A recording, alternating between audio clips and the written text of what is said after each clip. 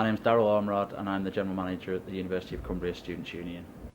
Can you please explain where funding for the University of Cumbria Student Union comes from? So currently the majority of that comes from the government to the university, but also some obviously from students.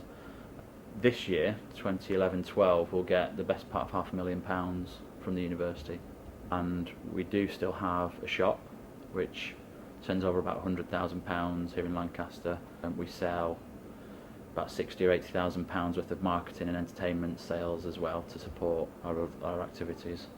How is the funding spent within the student union here at the University of Cumbria? The vast majority of our money is spent on staff.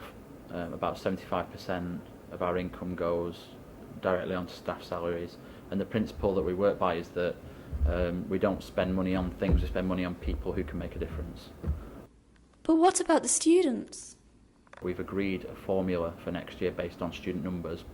So as of December, we'll agree the number of students that are currently at the university and divide our block grant by those students, so there'll be a number of pounds per student head. And then obviously that will then rise or fall with the number of students at the university over the coming years. So we'll receive a fixed amount per student, and currently it's about £50-55 per full-time student head. How much of a student union budget goes towards sports teams and societies? About a quarter of our funding gets spent on the Volunteer Support and Development Department. Now that's the department that looks after our sports teams and societies.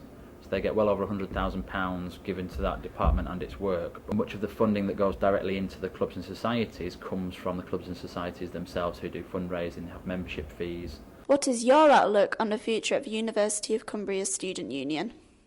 This year we've got more funding than we've ever had before, but that wasn't based on student numbers, that was based on a business case that we've put forward.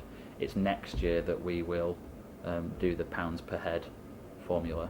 The Students' Union's funding is relatively stable and secure. I think the university sees the Students' Union as a valuable partner in the delivery of a good quality education for the 13,000 students here, and the uplift in funding over the last 3 years is a good example of that faith in the Students' Union, really. And the bigger picture of stability in the university is strong as well, and I do think that students will continue to engage with higher education, that Cumbria's offer is a strong one, and so I'm confident that the university is secure, and with that the Students' Union continues to be secure.